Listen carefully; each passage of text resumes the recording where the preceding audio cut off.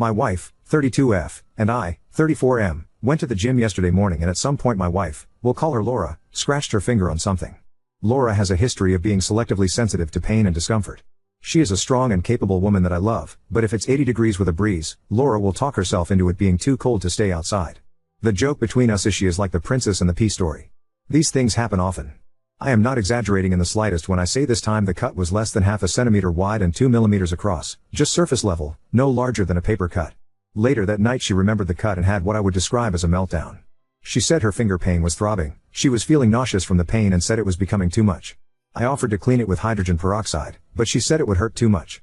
I said it bubbles but doesn't burn like alcohol and you need to clean it if you cut it on gym equipment because it's dirty. As soon as I put a few drops of hydrogen peroxide on it she collapsed to her knees and said she could not continue. I admit I got a little upset at the theatrics. But it was nothing new at this point.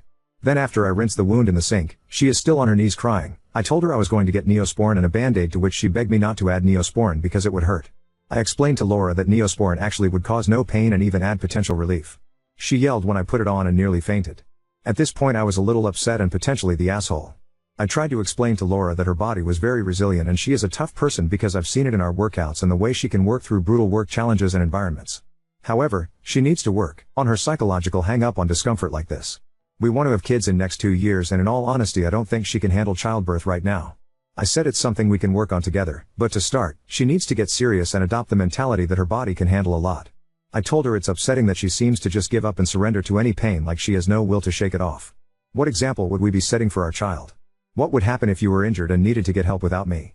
We ended up getting into an argument about this. I feel like an asshole, but I don't know how I could have approached this differently.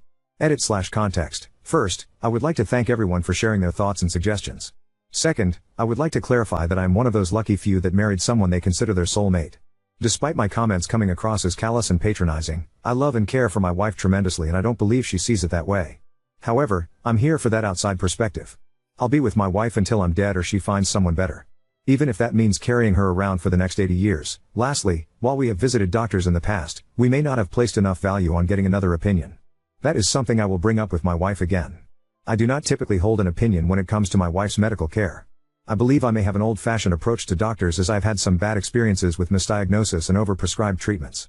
My attitude when it comes to my wife has always been to get the care that she thinks she needs, as I cannot make that decision for her. We both acknowledge there are differences in the way we pursue medical care. I have never suggested her symptoms or desire to meet with a doctor were not legitimate. When she had not gotten to a diagnosis from doctors and they suggested treating it like it was nervousness or anxiety, we both kind of considered it psychological, a pain in the ass, but not overly serious and something we could work on. As my post here would suggest, that is easier said than done. It's a huge gray area trying to figure out if you are being too controlling or if you are enabling. My wife does not have red hair. Hydrogen peroxide is no longer recommended for cleaning wounds.